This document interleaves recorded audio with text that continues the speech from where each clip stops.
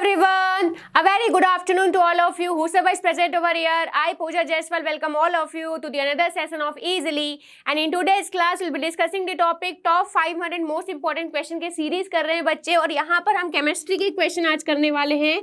2 दिन से केमिस्ट्री की क्लास चल रही है, बायोलॉजी की क्लास कंप्लीट हो चुकी है। जिनकी भी क्लास मिस हुई है आप लोग कृपया करके पुराने जो प्लेलिस्ट है उसको एक बार देख लीजिए, डिस्क्रिप्शन में जाइए, वहां पर प्लेलिस्ट आपको मिल जाएगा जिनकी भी क्लास मिस हुई है, ठीक है। और साथ ही यहाँ पर केमिस्ट्री के जितने भी क्वेश्चन है ये मोर देन इनफ है बच्चे, इससे ज्यादा आप लोग को जरूरत नहीं है, ठीक है। अगर आप लोग जीडी का पेपर देखे होगे तो क्वेश्चन मोस्टली आपके केमिकल फॉर्मूला से क्वेश्चन पूछा जा रहा है, केमिकल रिएक्शन से क्वेश्चन पूछा जा रहा है, पीरियोडिक टेबल, मेटल और नॉन मेटल से क्वेश्चन पूछा जा रहा है। इससे ज्यादा आपका डीप क्वेश्चन नहीं पूछा जा रहा है केमिस्ट्री में। तो यहाँ पर जितने भी प्रोबेबल क्वेश्चन है सभी मैं यहाँ पर लेके आ रही हूँ, और जिनको नहीं समझ में आता है बच्चे वो एक बार प्लीज पूछ लिया करिए कि अगर, क्योंकि यहाँ पर मैं ये लेके नहीं चल रही हूँ कि यहाँ पर फाउंडेशन से पढ़ाया जा रहा है, ठीक है। फाउंडेशन बैच अलग क्लासेस चल रही है हमारे ऐप में, तो उसको आप लोग ज्वाइन कर लीजिए जिनको फाउंडेशन से क्लासेस करनी है। अभी आपका हाल फिलहाल में अप्रैल में एग्जाम है, तो हम लोग थोड़ा सा फास्ट चल रहे हैं। फिर भी अगर आप लोग को समझ में नहीं आता है, कोई भी आंसर समझ में नहीं आ रहा है, क्यों ये आंसर आया, तो प्लीज आप मुझसे कमेंट कर दीजिए, मैं वहीं पर आप लोग को फिर से समझा दूंगी, ठीक है। और एक बार ध्यान रखिएगा बच्चे, यहाँ पर अलग अलग तरह के बच्चे हैं, कई लोग आंसर दे पाते हैं, कई लोग आंसर नहीं दे पाते। ऐसा नहीं है जो आंसर नहीं दे पा रहे हैं वो पुअर स्टूडेंट है। यहाँ पर बच्चे मोस्टली देखिएगा कई लोग 2 साल से प्रिपेयर कर रहे हैं, कई लोग 1 साल से प्रिपेयर कर रहे हैं, कई लोग 1 महीने से प्रिपेयर कर रहे हैं, ठीक है। तो आप लोग पर्सनली एक दूसरे को नहीं जानते हो तो प्लीज आपस में कंपेयर मत करिएगा कि मैडम वो आंसर दे पा रहा है, हम क्यों नहीं आंसर दे पा रहे हैं, ठीक है। आप भी पढ़ेंगे तो आप भी आंसर दे पाएंगे, ठीक है। तो अभी आप थोड़ा सा टाइम दीजिएगा, जो अभी न्यू स्टूडेंट है, जो 1 महीना या 2 महीने या 6 महीने या 8 महीने से प्रिपेयर कर रहे हैं, ठीक है, थोड़ा सा दिमाग में बैठाने में समय लगता है, ठीक है। तो बिल्कुल भी डीमोटिवेट नहीं होना है। ओके, चलिए एक एक करके क्वेश्चन करते हो। जिनको आंसर नहीं बन रहा है बच्चे एटलीस्ट नोट करते जाइएगा, ठीक है। ओके, पहला क्वेश्चन है which group of elements in the periodic table are referred to as p block elements. आवर्त सारणी में तत्वों के किस समूह को पी ब्लॉक तत्व कहा जाता है? समूह 1, समूह 2, ग्रुप 13 एंड 18 या फिर समूह 13 से 18 या उपरोक्त में से कोई नहीं। आवर्त सारणी में तत्वों के किस समूह को पी ब्लॉक तत्व कहा जाता है? Which group of elements in the periodic table are referred to as p block elements? जल्दी से आंसर दे दो इसका। आवर्त सारणी में तत्वों के किस समूह को p ब्लॉक तत्व कहा जाता है? समूह 1, समूह 2, समूह 13 से 18 या उपरोक्त में से कोई नहीं। Which group of elements in the periodic table are referred to as p block elements? आवर्त सारणी में तत्वों के किस समूह को पी ब्लॉक तत्व कहा जाता है? बच्चे देखिए, जिनको नहीं पता है उनको मैं बता दे रही हूँ, जिन लोगों ने आंसर दे दिया है बहुत अच्छी बात है। देखिए जो हमारा पीरियोडिक टेबल है, पीरियोडिक टेबल में कितने ब्लॉक होते हैं बच्चे? तो 4 ब्लॉक होते हैं। कौन कौन से ब्लॉक होते हैं? तो S block, P block, D block और एफ ब्लॉक, ठीक है। एफ ब्लॉक, एस ब्लॉक में कौन कौन से एलिमेंट्स आते हैं, कौन कौन से ग्रुप आते हैं बच्चे? तो एस ब्लॉक में ग्रुप 1 और ग्रुप 2 आते हैं। आवर्त सारणी के ग्रुप 1 और ग्रुप 2 एस ब्लॉक के अंदर आते हैं। जिनको नहीं पता है नोट कर लीजिएगा। पी ब्लॉक में कौन से एलिमेंट्स आते हैं? तो ग्रुप 13 से ग्रुप 18 तक, ठीक है। समूह 13 से समूह 18 के जितने भी एलिमेंट्स हैं वो पी ब्लॉक के अंदर आते हैं। डी ब्लॉक में कौन से आते हैं? तो ग्रुप 3 से ग्रुप 12 तक, ग्रुप 3 से ग्रुप 12 के जो एलिमेंट्स हैं वो डी ब्लॉक में आते हैं, ठीक है। और एफ ब्लॉक में लेंथेनॉइड सीरीज और एक्टिनॉइड सीरीज आता है। लेंथेनॉइड और एक्टिनॉइड सीरीज आता है। अब हमने किस बेसिस में डिवाइड किया पीरियोडिक टेबल को? S block, P block, D block और एफ ब्लॉक। तो बच्चे देखिए जो आउटर मोस्ट इलेक्ट्रॉन है, ठीक है, आउटर मोस्ट इलेक्ट्रॉन किस सेल में जाते हैं उस सेल पे डिपेंड करता है कि हम उसको किस कैटेगरी में रख रहे हैं, ठीक है। एस ब्लॉक में जितने भी तत्व हैं बच्चे उसके आउटर मोस्ट इलेक्ट्रॉन कहाँ पर प्रवेश करते हैं? तो एस ऑर्बिटल में प्रवेश करते हैं, ठीक है। पी ब्लॉक में जितने भी एलिमेंट्स पाए जाते हैं उसके जो इलेक्ट्रॉन है, जो आउटर मोस्ट इलेक्ट्रॉन है वो कहाँ पर प्रवेश करते हैं बच्चे? तो पी ऑर्बिटल में प्रवेश करते हैं, ठीक है। मैं धीरे धीरे चल रही हूँ, सो दैट आप रिवाइज करते जाओ। डी ब्लॉक में जितने भी तत्व पाए जाते हैं उनके आउटर मोस्ट इलेक्ट्रॉन कहाँ पर प्रवेश करते हैं? डी ऑर्बिटल में प्रवेश करते हैं, ठीक है। एफ ब्लॉक में जितने भी एलिमेंट्स हैं उनके जो आउटर मोस्ट इलेक्ट्रॉन है वो एफ ऑर्बिटल में प्रवेश करते हैं। तो जिस ऑर्बिटल में आउटर मोस्ट इलेक्ट्रॉन प्रवेश करते हैं उनके आधार पर हम उसको अलग अलग ब्लॉक में रखे हैं, ठीक है। तो बच्चे देखिए पीरियोडिक टेबल में सबसे लेफ्ट साइड क्या रहता है बच्चे? एस ब्लॉक रहता है। राइट साइड रहता है पी ब्लॉक, ठीक है। बीचों बीच रहता है डी ब्लॉक और इसके नीचे रहता है एफ ब्लॉक, ठीक है। ये 4 ब्लॉक होते हैं पीरियोडिक टेबल में। अब इसमें क्वेश्चन में पूछा जा रहा है इनमें से किसको हम पी ब्लॉक एलिमेंट्स बोलते हैं। कहने का मतलब है ग्रुप 1 और ग्रुप 2 तो किस में आते हैं बच्चे? ये एस ब्लॉक में आते हैं, ठीक है। अभी मैंने बताया तो ये दोनों क्या हो जाएंगे? ऑटोमेटिकली एलिमिनेट हो जाएंगे। ग्रुप 13 से ग्रुप 18 के जितने भी एलिमेंट्स हैं, ग्रुप 13, 14, 15, 16, 17, 18, इन सभी के जो एलिमेंट्स हैं उनके आउटर मोस्ट इलेक्ट्रॉन किस में प्रवेश कर रहे हैं बच्चे? तो outer most electron P orbital में प्रवेश कर रहे हैं, इसलिए हम इसे किस में करते हैं? पी ब्लॉक में रखते हैं, ठीक है। मैं यहाँ पर लिख भी दे रही हूँ सो दैट आपको याद रहेगा। Outer most electron enters in P orbital, P orbital में प्रवेश करते हैं, इसलिए हम इसे किस में रखते हैं? पी ब्लॉक में रखते हैं, ठीक है। नोट कर लीजिए एक बार, फिर हम नेक्स्ट क्वेश्चन में चलते हैं। एक बार नोट कर लो बच्चे।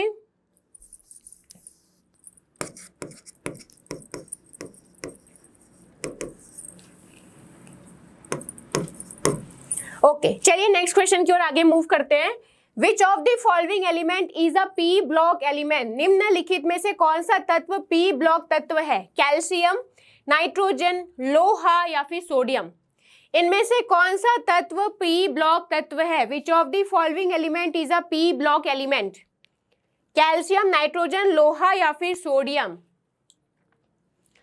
कैल्शियम, नाइट्रोजन, लोहा या फिर सोडियम, इनमें से कौन सा तत्व P ब्लॉक तत्व है? Which of the following element is a P block element? इनमें से कौन सा तत्व P ब्लॉक तत्व है? P ब्लॉक तत्व मतलब क्या है बच्चे? इसका आउटर मोस्ट जो इलेक्ट्रॉन है वो किस में प्रवेश करेगा?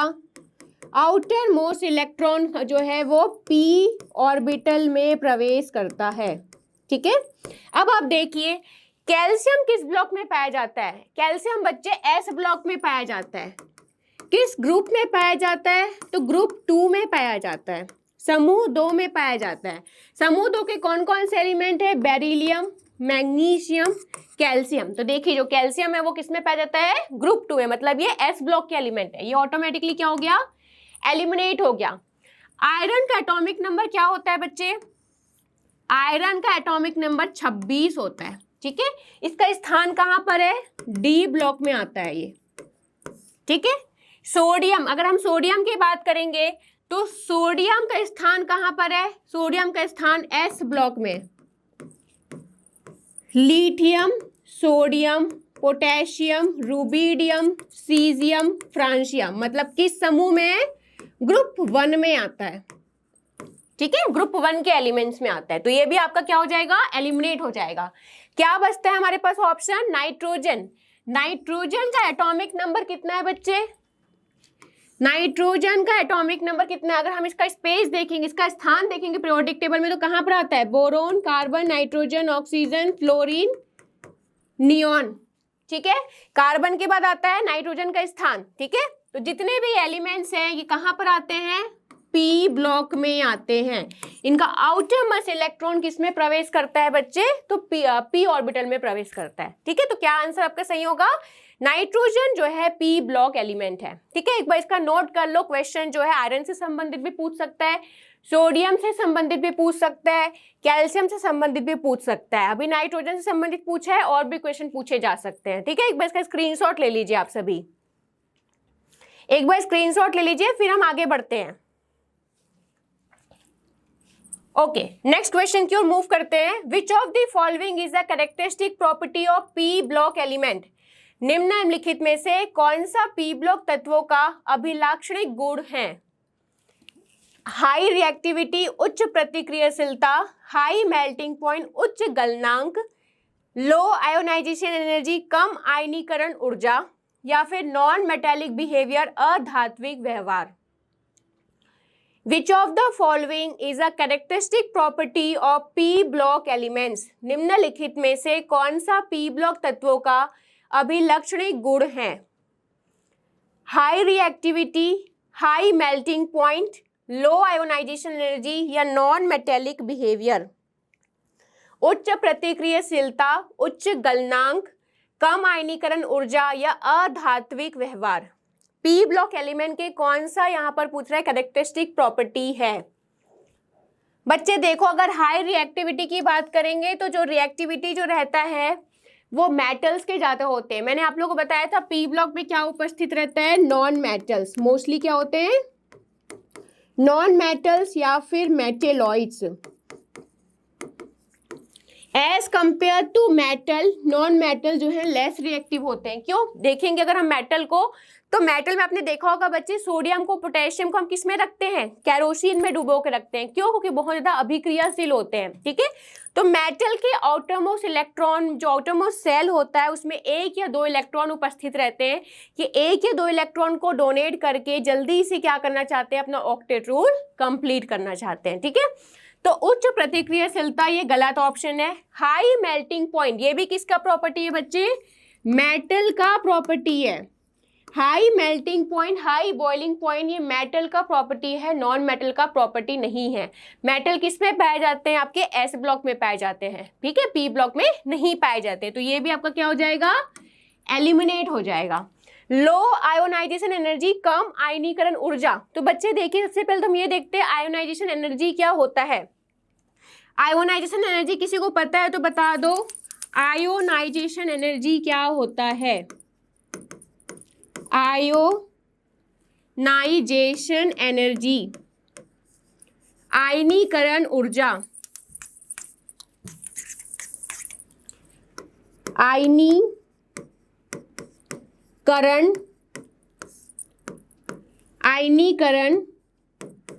ऊर्जा। आयनीकरण ऊर्जा क्या होता है बच्चे, एक सिंपल से एग्जांपल लेके बताती हूँ। मान लो हमने सोडियम लिया है। ठीक है, सोडियम का एटॉमिक नंबर क्या होता है, 11। कैसे लिखेंगे हम, 281। ठीक है, अब देखिए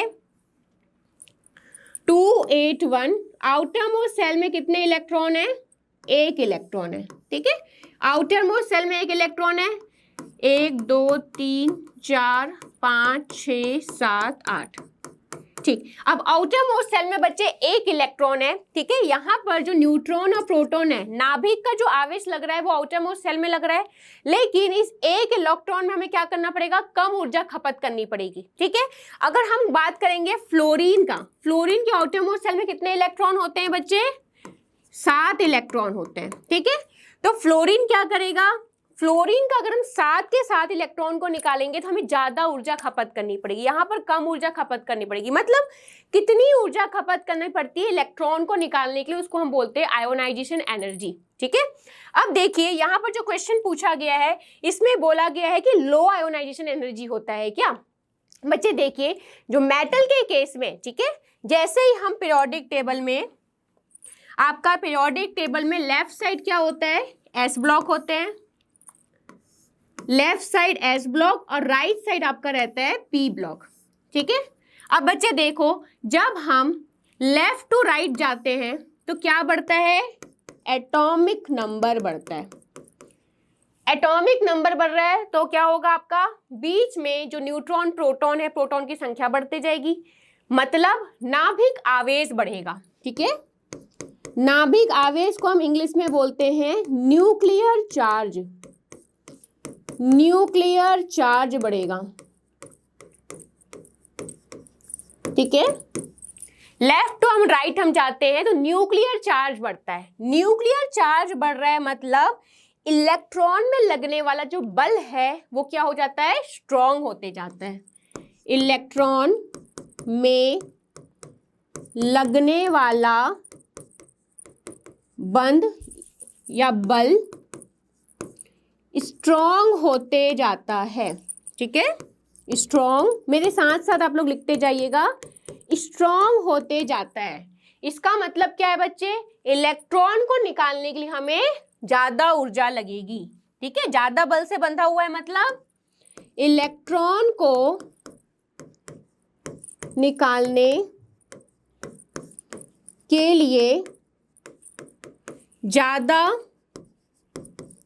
ऊर्जा खपत होगी, ज्यादा ऊर्जा खपत होगी। और ये ऊर्जा, जितना ऊर्जा जो लगता है इसको हम क्या बोलते हैं?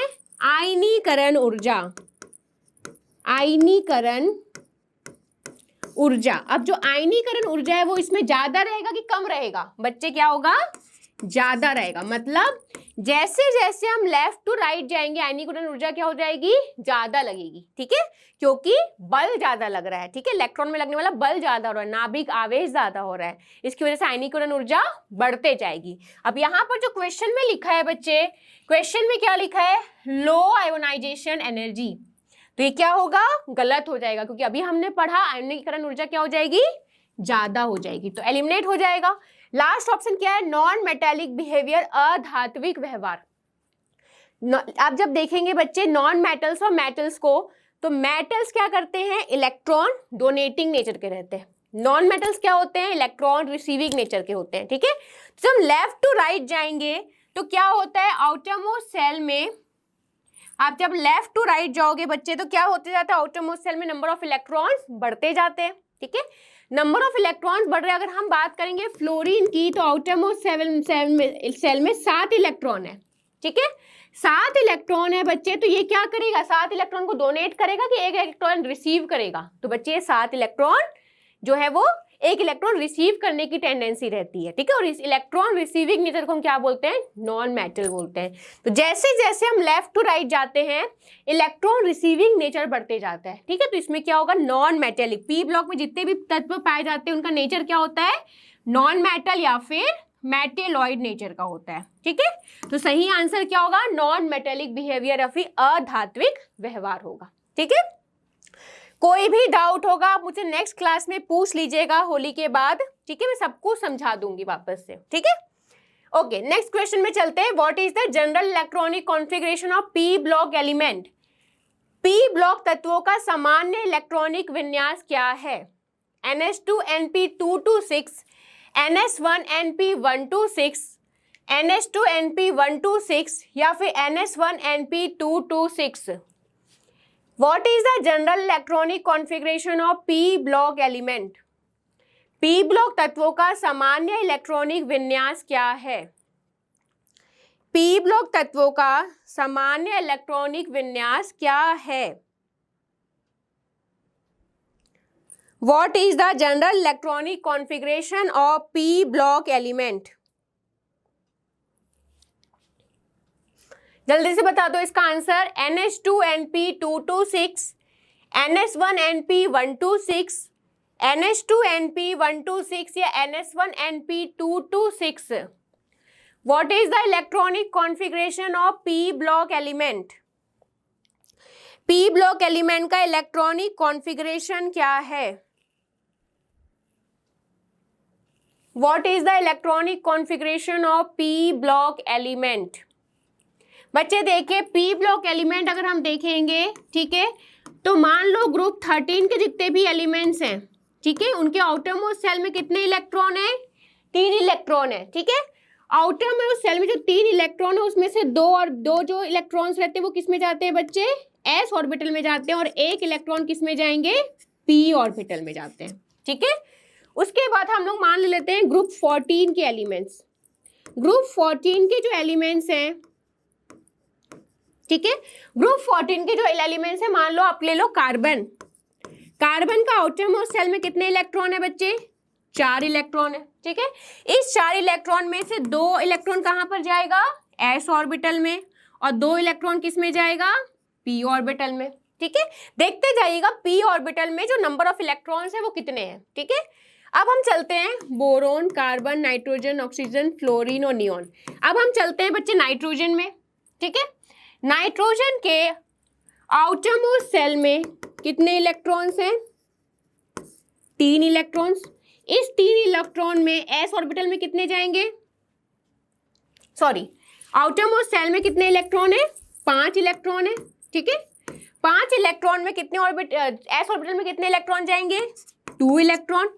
पी ऑर्बिटल में कितने इलेक्ट्रॉन जाएंगे? 3 इलेक्ट्रॉन। तो देखते जाइएगा, ग्रुप 13 में ऑटोमोस सेल में पी ऑर्बिटल में 1 इलेक्ट्रॉन थे, ग्रुप 14 में 2 इलेक्ट्रॉन थे, ग्रुप 15 में 3 इलेक्ट्रॉन थे। ठीक है, अब अपन आते हैं ऑक्सीजन में। ऑक्सीजन में आउटर मोस्ट सेल में कितने इलेक्ट्रॉन है? 6 इलेक्ट्रॉन।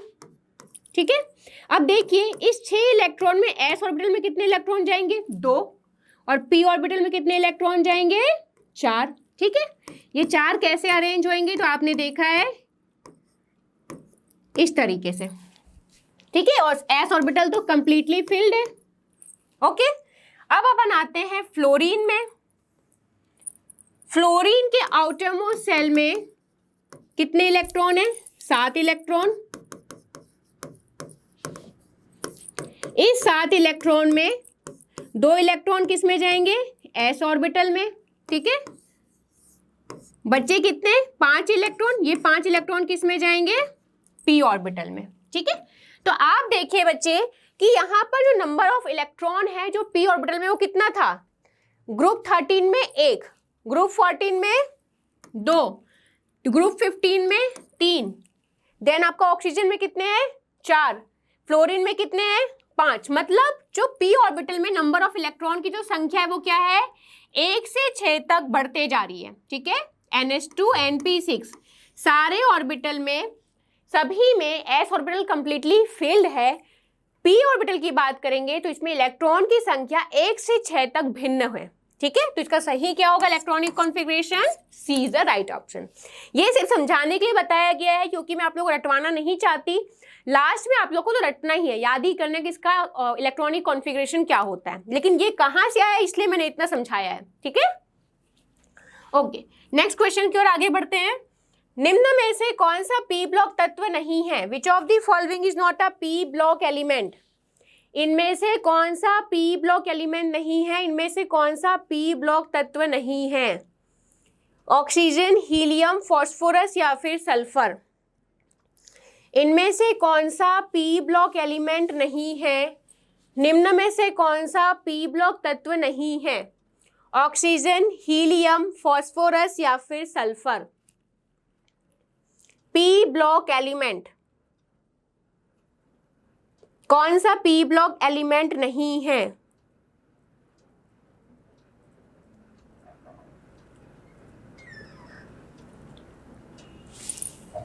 बच्चे देखो, आप बोल रहे हो कि मैडम हीलियम का जो स्थान है वो तो राइट साइड में ही है। ठीक है, यहाँ पर आपका हीलियम का स्थान होता है, तो आप बोल रहे हो कि मैडम ये कैसे पी ब्लॉक में नहीं है। ठीक है, इसका आंसर क्या होगा? हीलियम होगा।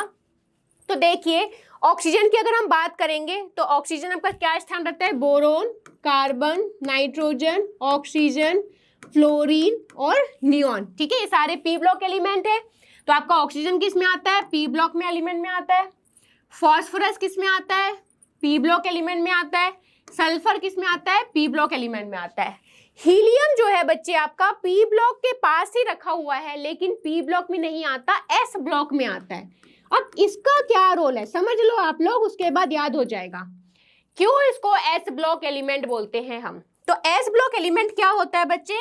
ऐसे तत्व जिनका आउटर मोस्ट सेल में जो इलेक्ट्रॉन है वो किस में प्रवेश करता है? एस ऑर्बिटल में प्रवेश करता है। ठीक है, हीलियम की अगर हम बात करेंगे तो हीलियम में जो 2 इलेक्ट्रॉन है, ठीक है, 2 इलेक्ट्रॉन है किस में जाते हैं? एस ऑर्बिटल में जाते हैं। तो इसके दोनों इलेक्ट्रॉन, आउटर मोस्ट इलेक्ट्रॉन कहाँ प्रवेश कर रहे हैं? एस ऑर्बिटल में प्रवेश कर रहे हैं, इसलिए हम इसको क्या बोलते हैं? S block element. फिर आपके दिमाग में क्वेश्चन आना चाहिए, मैडम फिर इसका स्थान पी ब्लॉक की तरफ क्यों है? एस ब्लॉक की तरफ होना चाहिए। तो इसका स्थान पी ब्लॉक की तरफ इसलिए है बच्चे क्योंकि देखो इसके आउटर मोस्ट सेल जो है कंप्लीटली फिल्ड है। 2 इलेक्ट्रॉन प्रवेश कर सकते हैं, कंप्लीटली फिल्ड है।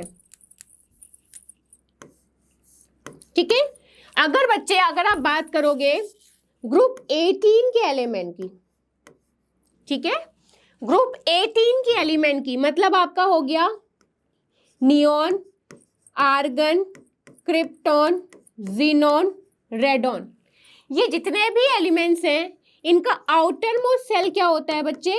Completely filled. Outermost shell completely filled होता है, ठीक है। अगर इसका p ऑर्बिटल देखोगे तो उसमें 6 इलेक्ट्रॉन आपको मिलेंगे, इस तरीके से 6 इलेक्ट्रॉन मिलेंगे, ठीक है। ग्रुप 18 के जितने भी एलिमेंट हैं, समूह 18 के जितने भी एलिमेंट्स हैं, उनके आउटर मोस्ट सेल है वो कंप्लीटली फिल्ड होता है, ठीक है। हीलियम का भी देखिए कंप्लीटली फिल्ड है, ठीक है। कंप्लीटली फिल्ड होने की वजह से इन दोनों का केमिकल प्रॉपर्टी एक जैसा है, जैसे दोनों ही स्टेबिलिटी शो करते हैं, ठीक है। दोनों का केमिकल प्रॉपर्टी एक जैसा है। समझा रही हूं आप लोग को ताकि आप लोग रटो मत। केमिकल प्रॉपर्टी आर सेम, जैसे क्या क्या, जैसे दोनों ही स्टेबिलिटी शो करते हैं, ठीक है। दोनों ही स्टेबिलिटी शो करते हैं। एक बार फिर से समझा दे रही हूं कि हीलियम जो है बच्चे पी ब्लॉक के पास क्यों रखा गया है। अगर वो एस ब्लॉक एलिमेंट है, एस ब्लॉक सबसे पहले तो एस ब्लॉक में क्यों हम इसको काउंट करते हैं। अगर ये पी ब्लॉक के पास रखा गया तो इसको एस ब्लॉक में हम क्यों काउंट करते हैं। तो एस ब्लॉक एलिमेंट्स वो होते हैं जिनका outer most electron S orbital में प्रवेश करता है, ठीक है। इसके पास 2 इलेक्ट्रॉन है, दोनों किस में आ गए, एस ऑर्बिटल में आ गए। पी ऑर्बिटल में तो इलेक्ट्रॉन प्रवेश कर ही नहीं रहे, तो वो डेफिनेशन खारिज हो गया। पी ब्लॉक एलिमेंट में वही एलिमेंट आते हैं जो कि जिनका outer most electron P orbital में जाता है। तो आपका हीलियम क्या हो गया, एस ऑर्बिटल में आ गया, एस ब्लॉक में आ गया। अब इसको हमने स्थान यहाँ पर क्यों दिया है, स्थान ग्रुप 18 के ऊपर में क्यों दिया है, यहाँ पर पूरा ग्रुप 18 आता है। तो ग्रुप 18 में जितने भी एलिमेंट्स होते हैं बच्चे, उसका outermost shell completely filled है, ठीक है। वैसे ही हीलियम का भी देखेंगे तो outermost shell completely filled है।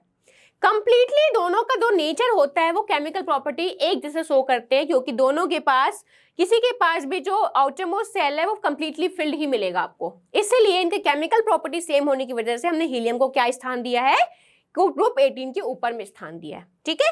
तो इसलिए इसको हम किस में काउंट नहीं करते, पी ब्लॉक में काउंट नहीं करते। इसका आंसर क्या होगा, helium will be the right answer, ठीक है। अब आप लोग याद कर लीजिए, हीलियम जो है एस ब्लॉक एलिमेंट है। बहुत इजी तरीके से समझाया है, फिर भी आप लोग को ना समझ आए तो नेक्स्ट क्लास में मुझसे पूछ लीजिएगा, ठीक है। ओके, नेक्स्ट क्वेश्चन में चलते हैं। Which P block element is used as a semiconductor in electronic devices. Electronic उपकरणों में अर्धचालक के रूप में किस पी ब्लॉक तत्व का उपयोग किया जाता है। कार्बन, सिलिकॉन, नाइट्रोजन या फिर oxygen. Which p block element is used as a semiconductor in electronic devices? Electronic उपकरणों में अर्धचालक के रूप में किस p ब्लॉक तत्व का उपयोग किया जाता है। कार्बन, सिलिकॉन, नाइट्रोजन या फिर ऑक्सीजन। बच्चे इसका आंसर सिलिकॉन होगा। सिलिकॉन के साथ साथ जर्मेनियम और गैलियम आर्सेनाइड, ठीक है। ये और भी एग्जाम्पल लिख लीजिए। सिलिकॉन के अलावा इससे रिलेटेड भी क्वेश्चन पूछा जा सकता है। सिलिकॉन, जर्मेनियम,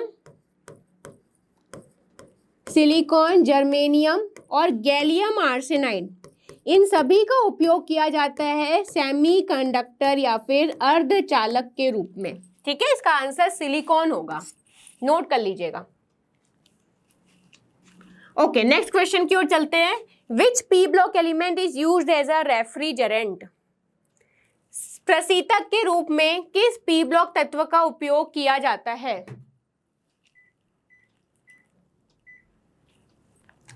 प्रशीतक के रूप में किस पी ब्लॉक तत्व का उपयोग किया जाता है। क्लोरीन, फ्लोरीन, हीलियम या फिर कार्बन। किस पी ब्लॉक तत्व का उपयोग प्रशीतक के रूप में किया जाता है। क्लोरीन, फ्लोरीन, हीलियम या फिर कार्बन। जल्दी से बता दो इसका आंसर। क्लोरीन, फ्लोरीन, हीलियम या फिर कार्बन, इनमें से किसका उपयोग रेफ्रिजरेंट के रूप में उपयोग किया जाता है। बच्चे आपने सुना होगा नाम क्लोरोफ्लोरोकार्बन के नाम से, क्लोरोफ्लोरोकार्बन के नाम से। इसमें क्या उपस्थित रहता है, क्लोरीन उपस्थित रहता है। CFC आपने नाम सुना होगा, CFC जो है ग्लोबल वार्मिंग में बहुत ज्यादा कंट्रीब्यूट कर रहा है, ठीक है। तो इसमें क्या पाया जाता है बच्चे, क्लोरीन पाया जाता है। CFC का उपयोग हम कहाँ पर करते हैं, रेफ्रिजरेटर में करते हैं, ठीक है। रेफ्रिजरेटर में हम बहुत ज्यादा मात्रा में उपयोग करते हैं, और ये आप हाल फिलहाल में देखा गया, हाल फिलहाल मतलब बहुत दिनों से पता चल गया हमें कि CFC जो है हमारे एनवायरनमेंट के लिए हानिकारक है, ठीक है। किस लिए उपयोग करते हैं, प्रशीतक के रूप में उपयोग करते हैं। तो क्लोरोफ्लोरोकार्बन में क्या है जो प्रशीतक के लिए कार्य करता है, तो क्लोरीन जो है कार्य करता है। क्लोरीन का नेचर क्या होता है बच्चे, हाईली वोलेटाइल नेचर होता है, ठीक है। तो इसमें से रेफ्रिजरेंट के रूप में कौन सा क्या काम आता है, क्लोरीन आता है, ठीक है। क्लोरीन का कलर कैसा होता है, ग्रीनिश येलो कलर का होता है, ग्रीनिश येलो कलर का, ठीक है। याद रखिएगा। ब्रोमीन का कलर कैसा होता है, रेडिश कलर का, रेडिश ब्राउन।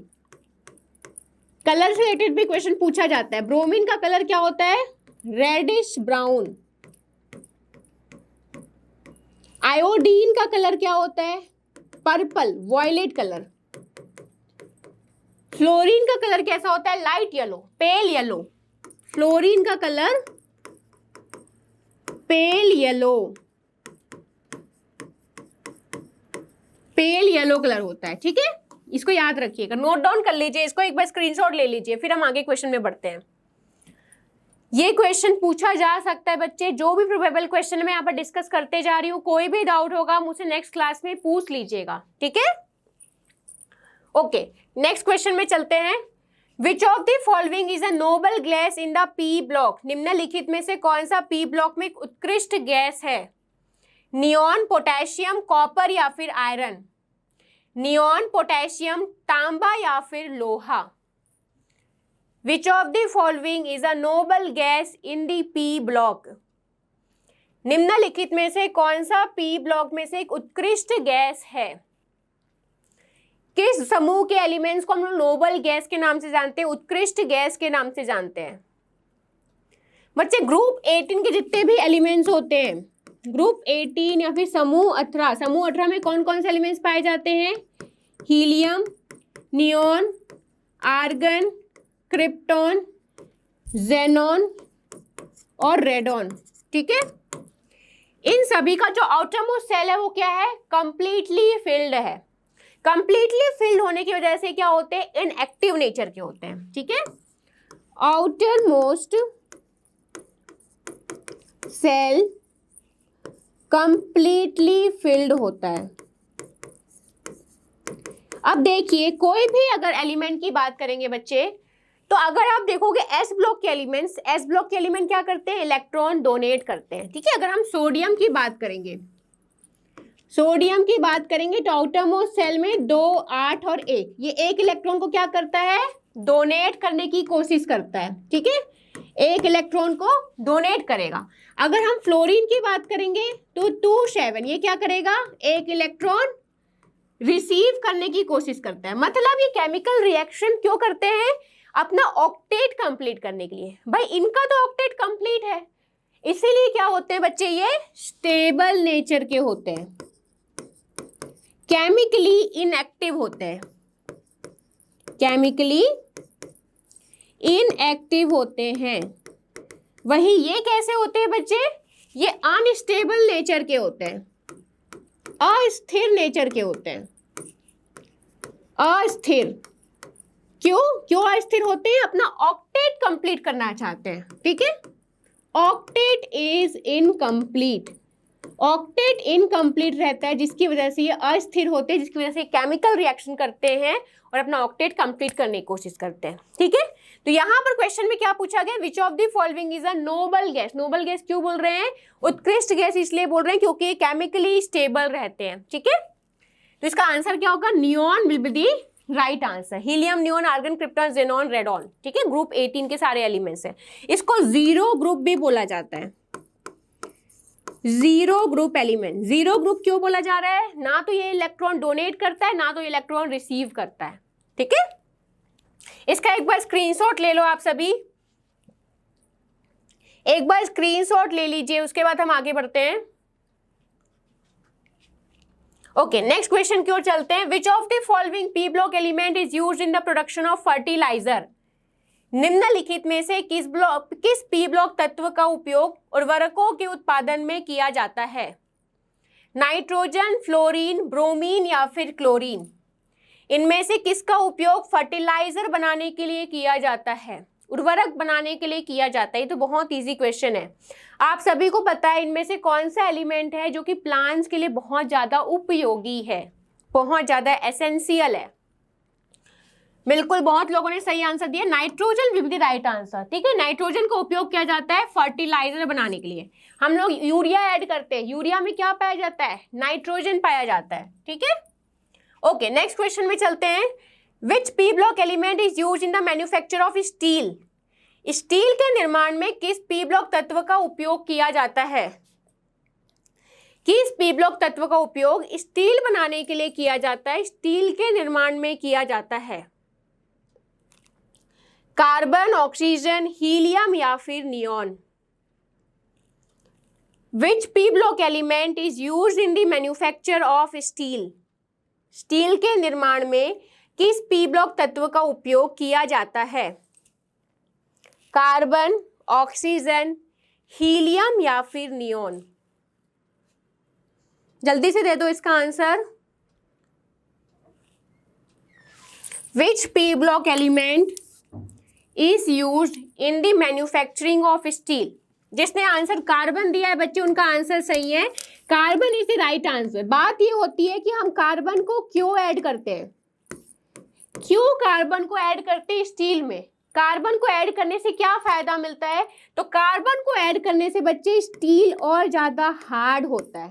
ठीक है, स्ट्रेंथ बढ़ता है, स्टील का स्ट्रेंथ बढ़ता है कार्बन को ऐड करने से, कार्बन का हार्डनेस बढ़ जाता है, स्टील का हार्डनेस बढ़ जाता है, इसलिए हम कार्बन ऐड करते हैं। ठीक है, याद कर लीजिएगा, ये चीज पता होना चाहिए हमें, नॉर्मल भी थोड़ा सा दिमाग लगाना चाहिए कि क्यों ऐड कर रहे हैं। ठीक है, सब कुछ हम रट लेंगे तो क्या सेंस बनेगा, रटना तो है ही। नेक्स्ट क्वेश्चन में चलते हैं। Which of the following element is not a halogen in the P block. निम्नलिखित में से कौन सा तत्व पी ब्लॉक में हैलोजन नहीं है, फ्लोरीन, क्लोरीन, ब्रोमीन या फिर नाइट्रोजन। इनमें से कौन सा हैलोजन नहीं है पी ब्लॉक में, इनमें से कौन सा हैलोजन नहीं है पी ब्लॉक में। निम्नलिखित में से कौन सा तत्व पी ब्लॉक में हैलोजन नहीं है, फ्लोरीन, क्लोरीन, ब्रोमीन या फिर नाइट्रोजन। हैलोजन मतलब क्या होता है बच्चे, हेलो मतलब क्या होता है, हेलो मतलब होता है सॉल्ट, हेलो मतलब होता है सॉल्ट, और जीन मतलब होता है प्रोड्यूसर, जीन मतलब होता है प्रोड्यूसर। मतलब हैलोजन में जितने भी तत्व हैं वो क्या होते हैं, सॉल्ट प्रोड्यूसर होते हैं, सॉल्ट प्रोड्यूसर। ठीक है, किस समूह को हम लोग हैलोजन ग्रुप बोलते हैं, किस समूह को हैलोजन ग्रुप बोलते हैं, ग्रुप 17, समूह 17। समूह 17 में कौन कौन से तत्व पाए जाते हैं, फ्लोरीन, क्लोरीन, ब्रोमीन, आयोडीन, एस्टेटीन। ठीक है, ये सभी क्या है, हैलोजन है। तो फ्लोरीन आपका सही है, क्लोरीन सही है, ब्रोमीन सही। नाइट्रोजन क्या है, नाइट्रोजन इस ग्रुप में नहीं आता है, तो आपका सही आंसर क्या होगा, nitrogen will be the right answer. सभी का कलर नोट कर लीजिएगा। फ्लोरीन का जो कलर होता है वो पेल येलो होता है, क्लोरीन का जो कलर होता है वो ग्रीनिश येलो होता है, ब्रोमीन का कलर रेडिश ब्राउन होता है, और आयोडीन का कलर पर्पल या वॉयलेट कलर का होता है। ठीक है, नोट कर लीजिएगा बच्चे, एक बार स्क्रीनशॉट ले लो, फिर हम आगे बढ़ते हैं। ओके, नेक्स्ट क्वेश्चन में चलते हैं। Which of the following is not a metalloid in the P block. निम्नलिखित में से कौन सा पी ब्लॉक में उपधातु नहीं है, सिलिकॉन, बोरॉन, जर्मेनियम या फिर aluminium. Which of the following is not a metalloid in the P block. निम्नलिखित में से कौन सा पी ब्लॉक में उपधातु नहीं है, सिलिकॉन, बोरॉन, जर्मेनियम या फिर aluminium. Which of the following is not a metalloid in the P block.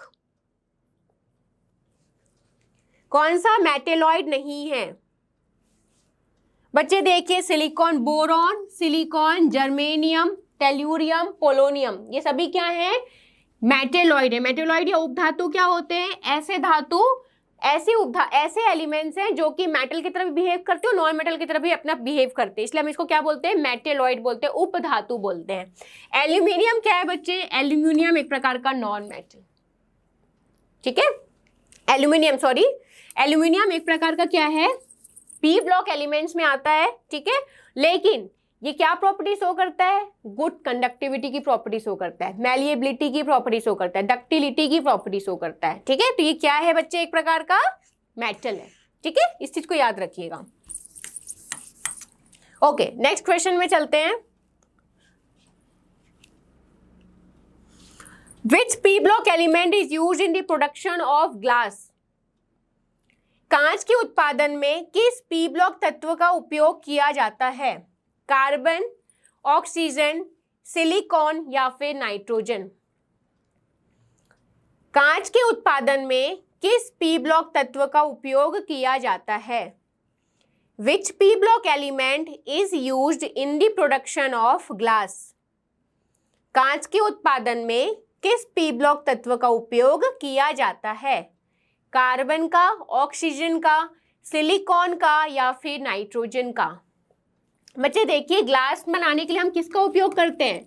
Sand का उपयोग करते हैं। सैंड में क्या पाया जाता है? सिलिका पाया जाता है, ठीक है? हम किसका उपयोग करते हैं? सिलिका। सैंड में क्या पाया जाता है? सिलिका पाया जाता है। इसका सही आंसर क्या होगा? सिलिकॉन, ठीक है? सिलिकॉन हम लोग ऐड करते हैं। ओके, नेक्स्ट क्वेश्चन में चलते हैं। Which of the following p block element is a liquid at room temperature? निम्नलिखित में से कौन सा पी ब्लॉक तत्व कमरे के ताप पर द्रव है? नाइट्रोजन, ऑक्सीजन, ब्रोमीन या फिर सल्फर? इनमें से कौन सा रूम टेम्परेचर में एक प्रकार का लिक्विड स्टेट में पाया जाता है? बच्चे अगर जल्दी से आंसर दे दो। विच of the following p block element is a liquid at room temperature? निम्नलिखित में से कौन सा पी ब्लॉक तत्व कमरे के ताप पर द्रव है? कौन सा कमरे के ताप पर द्रव है? अगर हम नाइट्रोजन की बात करेंगे तो ये किस अवस्था में पाया जाता है? गैस अवस्था में, हमारे एटमॉस्फेयर में।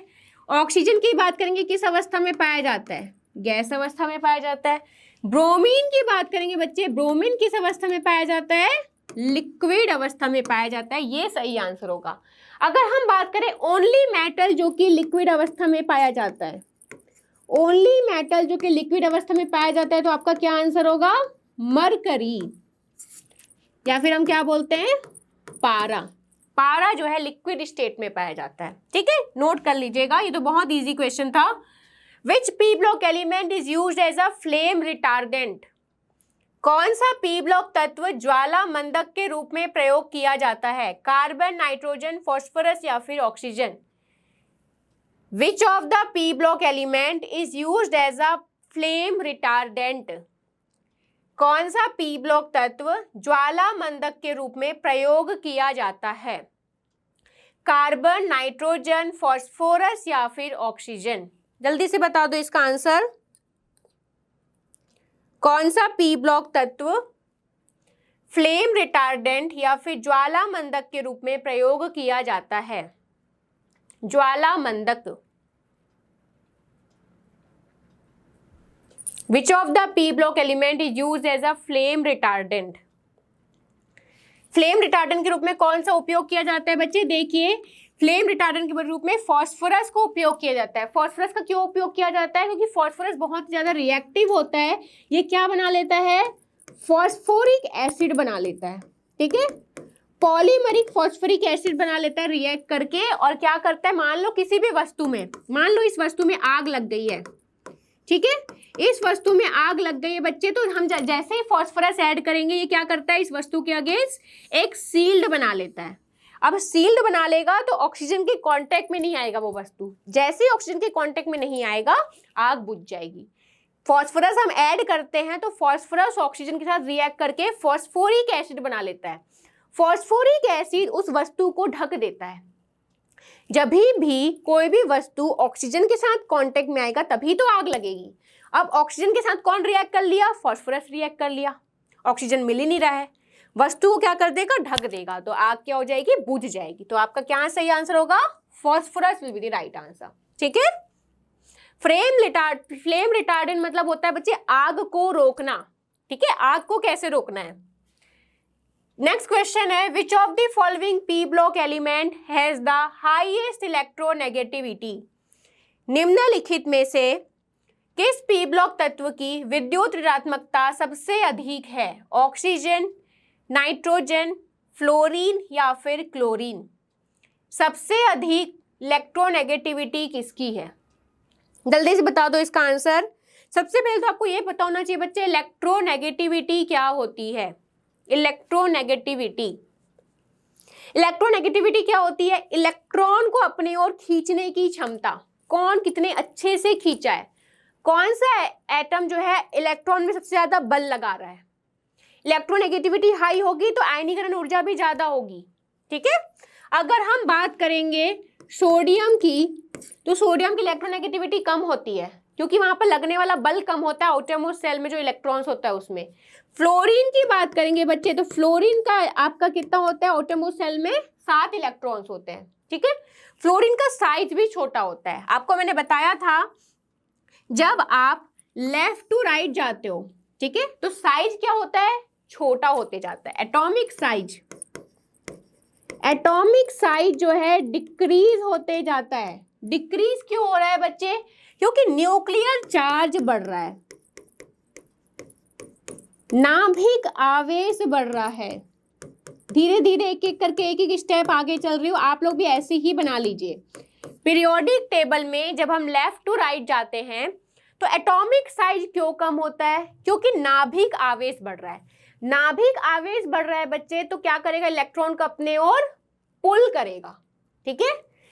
एक ही देखिए नंबर ऑफ सेल एक ही है, नंबर ऑफ सेल एक ही है, लेकिन बीच में प्रोटॉन की संख्या बढ़ती जा रही है।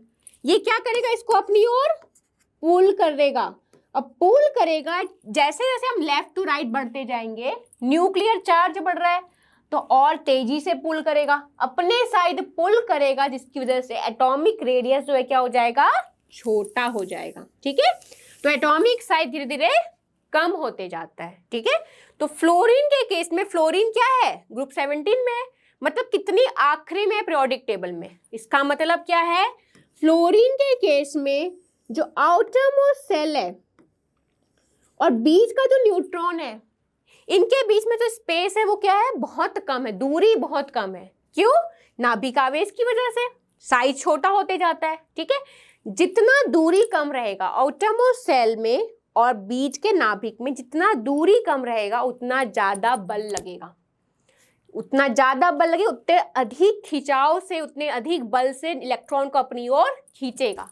कहने का मतलब है फ्लोरीन का इलेक्ट्रोनेगेटिविटी क्या होता है बच्चे? सबसे ज्यादा हाई होता है। अब समझ में आया क्यों अधिक रहता है? बहुत सारे रीजन है। पहला रीजन क्या है? एक तो एटॉमिक साइज कम हो गया, लेफ्ट टू राइट जा रहे हैं, एटॉमिक साइज कम हो रहा है। दूसरा चीज क्या है बच्चे? नाभिक आवेश बढ़ रहा है। ठीक है।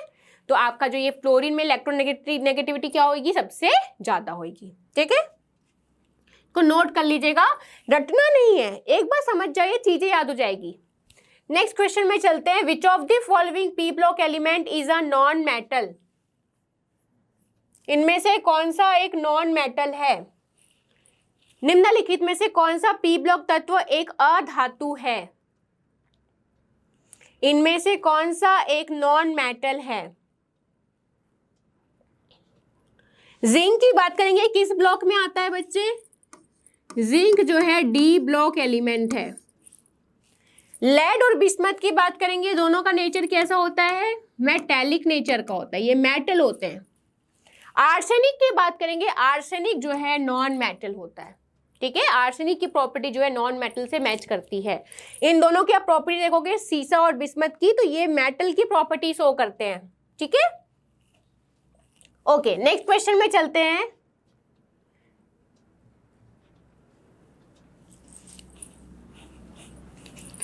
Which of the following is a characteristic property of group 18 elements in the periodic table? निम्नलिखित में से कौन सा पी ब्लॉक में समूह 18 के तत्वों की विशेषता है? Which of the following is a characteristic property of group 18 elements in the P block? High electronegativity, low ionization energy, high reactivity या non reactivity? उच्च वैद्युतीय ऋणात्मकता या कम आयनीकरण ऊर्जा, उच्च प्रतिक्रियाशीलता या अप्रतिक्रियाशीलता या गैर प्रतिक्रियाशीलता? जल्दी से बताओ दो इसका आंसर। एक एक करके मैं चारों एक्सप्लेन करूंगी, बिल्कुल भी घबराना नहीं है, ठीक है। जिनको नहीं पता है, क्वेश्चन डिफिकल्ट लग रहा है, एक एक करके मैं चारों एक्सप्लेन करूंगी। ग्रुप 18 की बात करेंगे बच्चे, तो ग्रुप 18 सब कहाँ पर है पीरियोडिक टेबल में? सबसे पहले तो इसका स्थान देखो, पीरियोडिक टेबल में इनका स्थान कहाँ पर है? इस कोने में है। कहाँ पर आता है ये? पी ब्लॉक में आता है, ठीक है। ग्रुप 18 मतलब क्या है बच्चे? इसका आउटर मोस्ट सेल जो है वो क्या है? कंप्लीटली फिल्ड है। Outermost shell completely filled है। अब मैंने आपको बताया था कि कोई भी एलिमेंट में अगर इलेक्ट्रॉन ज्यादा है तो वो क्या करेगा? और इलेक्ट्रॉन रिसीव करके ऑक्टेट कंप्लीट करेगा। इलेक्ट्रॉन कम है तो इलेक्ट्रॉन डोनेट कर देगा, ऑक्टेट कंप्लीट करेगा। लेकिन भाई इसके पास तो ऑक्टेट कंप्लीट है, इसके पास ऑक्टेट कंप्लीट है। आउटर मोस्ट सेल में 8 इलेक्ट्रॉन है, ऑक्टेट कंप्लीट है, मतलब इसका इलेक्ट्रॉनिक कॉन्फ़िगरेशन देखोगे तो क्या होगा? NH2 NP6 NH2 NP6 है, ठीक है। आउटर मोस्ट सेल में 8 इलेक्ट्रॉन है, ऑक्टेट कंप्लीट है, तो ना तो ये इलेक्ट्रॉन रिसीव करेगा ना तो इलेक्ट्रॉन डोनेट करेगा। मतलब ये किस नेचर का है? स्टेबल नेचर का है। केमिकली कैसा होगा ये? नॉन रिएक्टिव होगा, ठीक है। तो इसको नोट कर लीजिए बच्चे, एकदम सीक्वेंस पे मैं चलते गई हूँ। ग्रुप 18 पी ब्लॉक का तत्व है। पी ब्लॉक में कहाँ पर आता है? ग्रुप 18 में आता है। ग्रुप 18 का आउटर मोस्ट सेल में इलेक्ट्रॉन कितने होते हैं? NH2 NP6 इलेक्ट्रॉनिक कॉन्फ़िगरेशन है। मतलब आउटर मोस्ट सेल क्या है? कंप्लीटली फिल्ड है। कंप्लीटली फिल होने की वजह से ना तो इलेक्ट्रॉन रिसीव करेंगे ना तो इलेक्ट्रॉन डोनेट करेंगे। इसका मतलब क्या है? वो स्टेबल नेचर के, तो वो कैसे होंगे? नॉन रिएक्टिव होंगे, ठीक है। ओके, नेक्स्ट क्वेश्चन की ओर चलते हैं।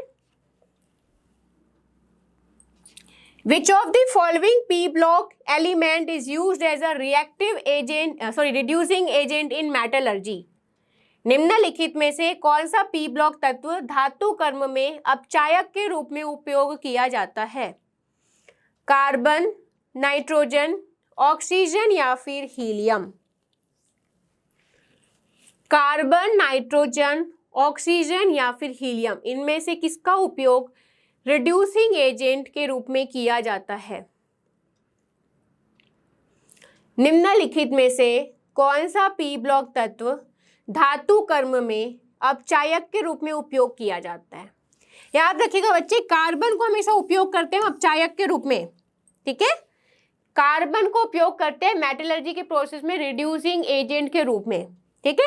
इतना डीप आपको नहीं जानना है, क्लास 11th का सिलेबस है, लेकिन ये जरूर पूछा जाता है कि कौन सा हम मेटलर्जी में रिड्यूसिंग एजेंट के रूप में उपयोग करते हैं, ठीक है। ओके, नेक्स्ट क्वेश्चन में चलते हैं। Which of the following P block element is used in the production of PVC, polyvinyl chloride? polyvinyl chloride एक प्रकार का पॉलीमर है, बहुलक है। निम्नलिखित में से कौन सा P ब्लॉक तत्व पॉलीविनल क्लोराइड के उत्पादन में प्रयोग किया जाता है? कार्बन, नाइट्रोजन, क्लोरीन या फिर ऑक्सीजन? इनमें से किसका उपयोग पॉलीविनल क्लोराइड के लिए किया जाता है? बच्चे नाम से आपको समझ में आ रहा होगा, पॉलीविनल क्लोराइड मतलब क्या उपस्थित है? क्लोरीन उपस्थित है, मतलब क्या आंसर होगा? क्लोरीन आंसर होगा। एकदम इजी सा क्वेश्चन है, ठीक है। ओके, नेक्स्ट क्वेश्चन में चलते हैं। Which P block element is used as a catalyst in the production of sulfuric acid? Sulphuric अम्ल के उत्पादन में उत्प्रेरक के रूप में किस पी ब्लॉक तत्व का उपयोग किया जाता है? कैटलिस्ट के रूप में किसका उपयोग किया जाता है? कैटलिस्ट बच्चे क्या होते हैं? कैटलिस्ट खपत होते हैं क्या रिएक्शन में? खपत नहीं होते, कम नहीं होगा वो सिर्फ क्या करता है? रिएक्शन के रेट को बढ़ाता है, ठीक है। इसका आंसर लिख लेना, वेनेडियम आंसर होगा। जिन्होंने भी आंसर वेनेडियम दिया उनका आंसर सही है, vanadium will be the right answer. Vanadium का उपयोग किया जाता है सल्फ्यूरिक अम्ल के बनाने के लिए, ठीक है, कैटेलिस्ट के रूप में उपयोग किया जाता है। Okay, which of the following d block element has the highest melting point? निम्नलिखित में से किस डी ब्लॉक तत्व का गलनांक सबसे अधिक होता है? लोहा, कॉपर, चांदी या फिर टाइटेनियम? किसका मेल्टिंग पॉइंट सबसे ज्यादा होता है? Which of the following has the highest melting point? इसका आंसर बच्चे जिन्होंने टाइटेनियम दिया उनका आंसर सही होगा। टाइटेनियम का मेल्टिंग पॉइंट सबसे ज्यादा होता है, ये गल जाता है, अगर इलेक्ट्रिसिटी थोड़ा भी ज्यादा पास होगा ये जो है मेल्ट हो जाएगा, ठीक है।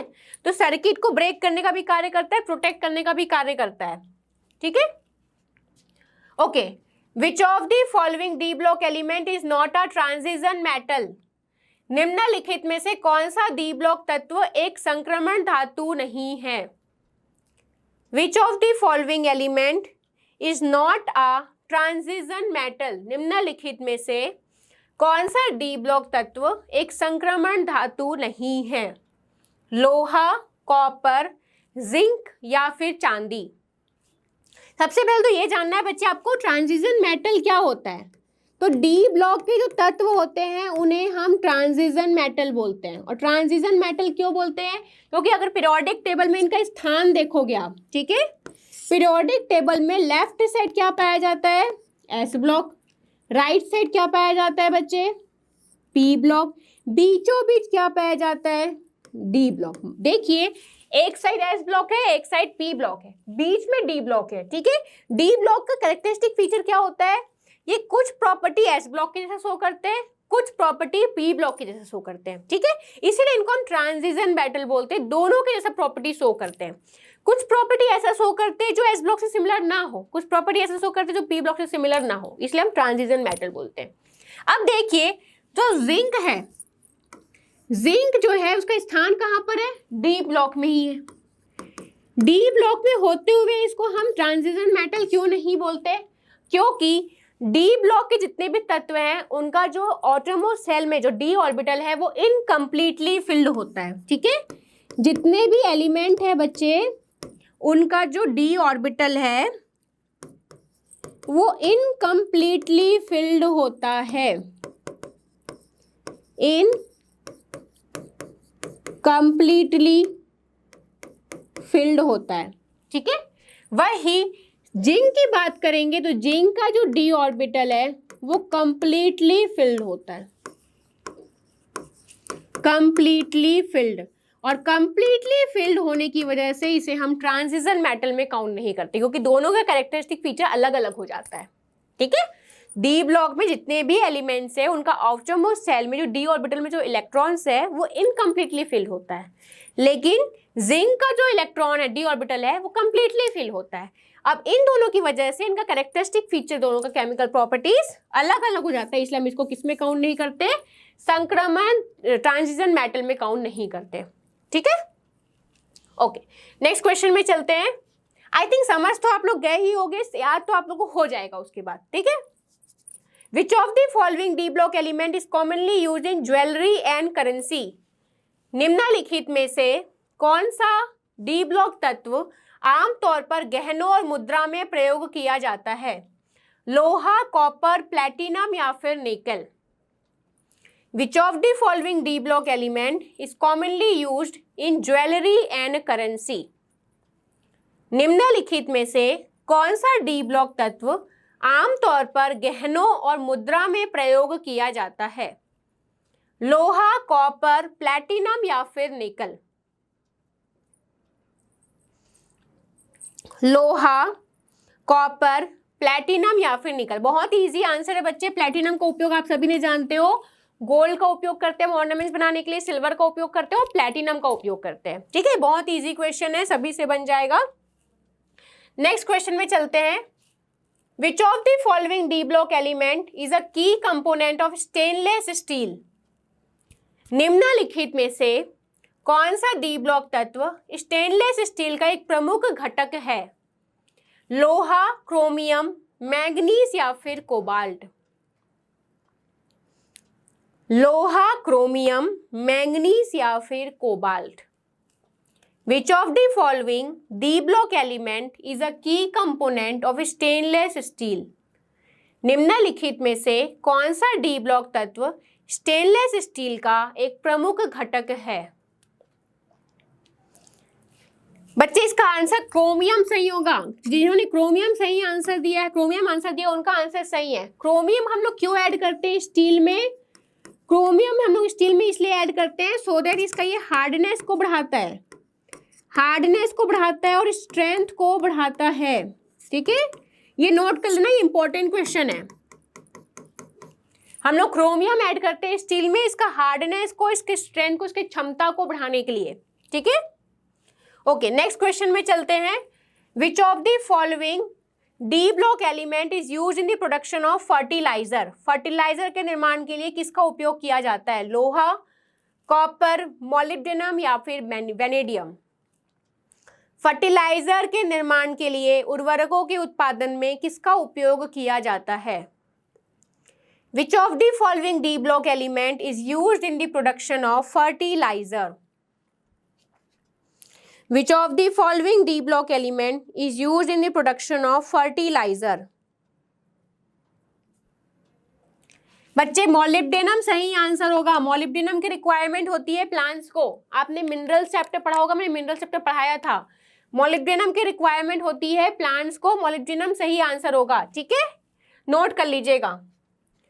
Which of the following D block element is used in the production of magnet? निम्नलिखित में से कौन सा डी ब्लॉक तत्व चुंबक के उत्पादन में प्रयोग किया जाता है? बहुत ही सिंपल क्वेश्चन है, सभी से बन जाएगा ये क्वेश्चन। तो लोहा, कॉपर, सोना या फिर जिंक।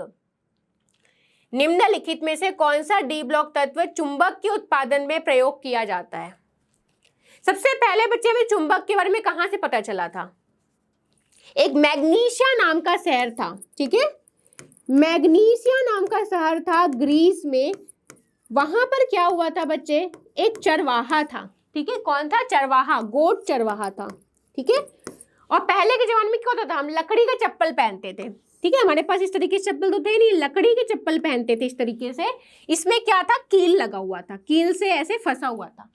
अब वो वहां पर जब चल रहा था तो इसका पैर जो है ऊपर नहीं उठ रहा था, पत्थरों की तरफ खिंचाव हो रहा था। ठीक है, वहां से समझ में आया कि उन पत्थरों में ऐसा कोई प्रॉपर्टी है कि वो लोहे से बने वस्तु को अपनी ओर आकर्षित करता है।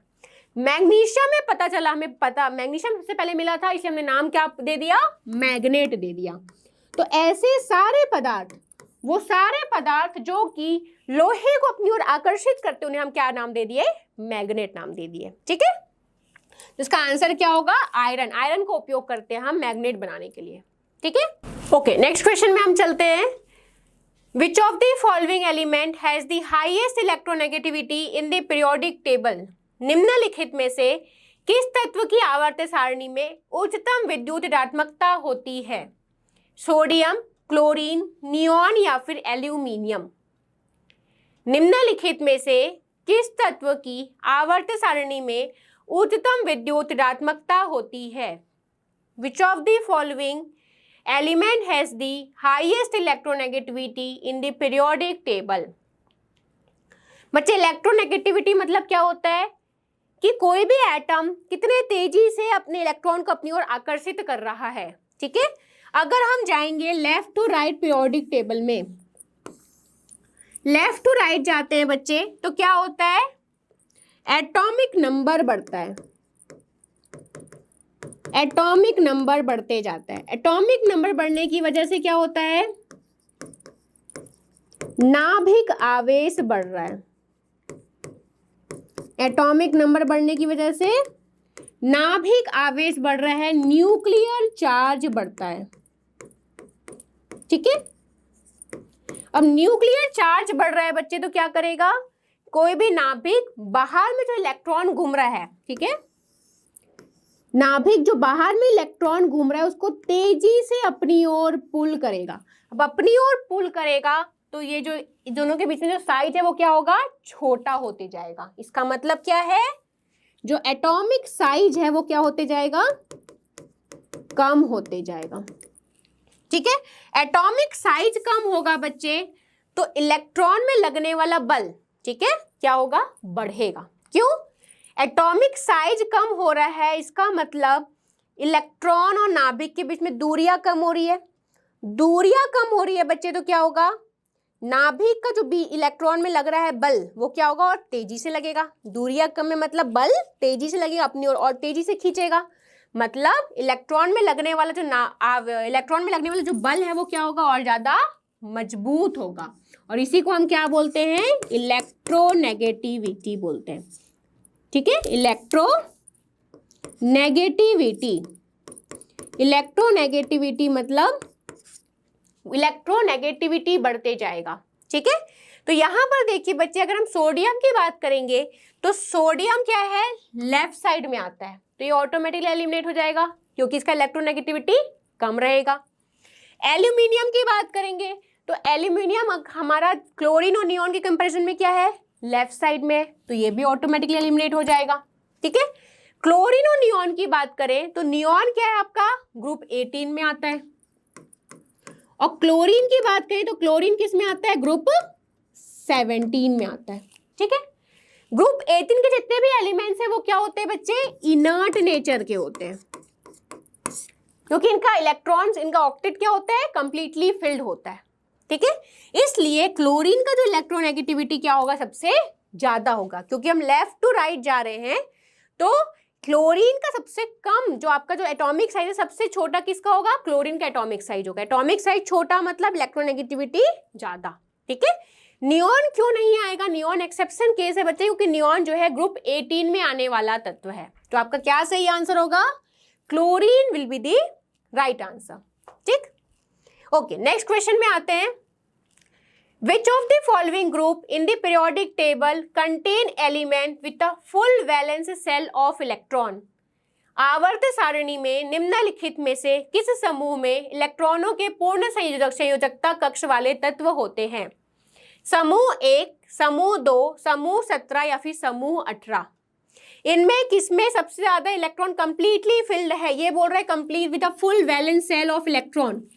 समूह 1 में आउटरमोस्ट सेल में कितने इलेक्ट्रॉन होते हैं, 1 इलेक्ट्रॉन। आउटरमोस्ट सेल में कितने इलेक्ट्रॉन होते हैं, 2 इलेक्ट्रॉन। आउटरमोस्ट सेल में कितने इलेक्ट्रॉन होते हैं, आपका जो ग्रुप 17 के एलिमेंट्स है, मान लो फ्लोरीन का एग्जांपल ली तो कितना हुआ, 7 इलेक्ट्रॉन। ग्रुप 18 में आउटरमोस्ट सेल में कितने हो गए, कंप्लीटली फिल्ड किस में है, ग्रुप 18 के में। ठीक है, ग्रुप 18 को हम क्या बोलते हैं, नोबल गैस बोलते हैं। नोबल गैस क्यों बोल रहे हैं, उत्कृष्ट गैस क्यों बोल रहे हैं, क्योंकि ये इनर्ट नेचर के होते हैं। इनर्ट क्यों है, क्योंकि इनका आउटरमोस्ट सेल कंप्लीटली फिल्ड है, इसलिए स्टेबल नेचर के होते हैं। ना तो ये रिएक्शन में पार्टिसिपेट नहीं करते, ना तो इलेक्ट्रॉन डोनेट करते, ना तो इलेक्ट्रॉन रिसीव करते हैं। ठीक है, ओके, नेक्स्ट क्वेश्चन में चलते हैं।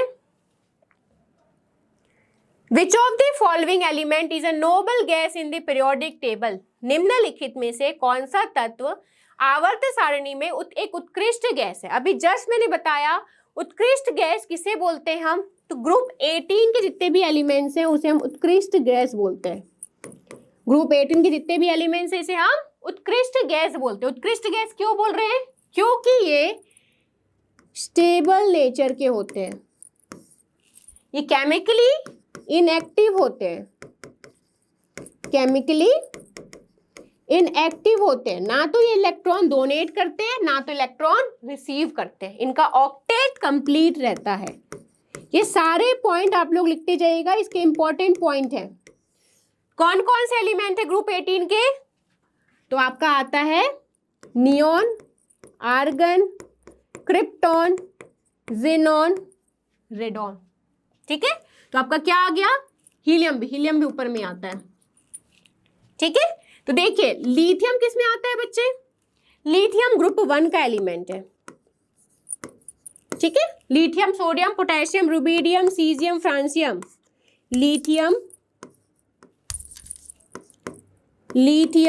Sodium, potassium, rubidium, caesium, francium. Carbon group 14। ठीक है, देन आपका boron, carbon, nitrogen, oxygen, fluorine, neon. ठीक है, का नाइट्रोजन कहां पर आता है बच्चे, कार्बन के बाद में आता है, ठीक है। तो आपका क्या हो गया, लिथियम भी एलिमिनेट, कार्बन भी एलिमिनेट, नाइट्रोजन एलिमिनेट, क्या हो जाएगा, helium is the group 18 element. इसका आउटरमोस्ट शेल कंप्लीटली फिल्ड रहता है, किसमें रहता है, लेकिन इलेक्ट्रॉन्स एस ऑर्बिटल में रहता है, ठीक है। इनके जो इलेक्ट्रॉन्स है, neon, argon, krypton, xenon, radon, इनके जो इलेक्ट्रॉन्स आउटरमोस्ट शेल के इलेक्ट्रॉन किस में प्रवेश कर रहे हैं, पी ऑर्बिटल में। लेकिन हीलियम के इलेक्ट्रॉन कहाँ प्रवेश कर रहे हैं, एस ऑर्बिटल में। लेकिन सभी का जो इलेक्ट्रॉन्स है वो क्या रहता है, कंप्लीटली फिल्ड रहता है, इसलिए हम इसको नोबल गैस में काउंट करते हैं, ठीक है।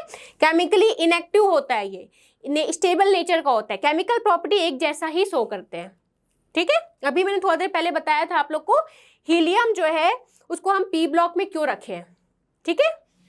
ओके, कोई भी डाउट होगा बच्चे तो होली के बाद आप सभी पूछ सकते हैं, कोई भी डाउट होगा आपको तो, ठीक है। और इस क्लास को आप लोग एक बार और देख लीजिएगा, क्योंकि टॉपिक बहुत ही ज़्यादा इजी है, लेकिन थोड़ा सा एक बार देखोगे तो डिफिकल्ट लगेगा, जिसका फाउंडेशन बैच चल रहा है, ठीक है। तो आज के क्लास को हम यहीं पर वाइंड अप करते हैं। Thank you so much, bye bye.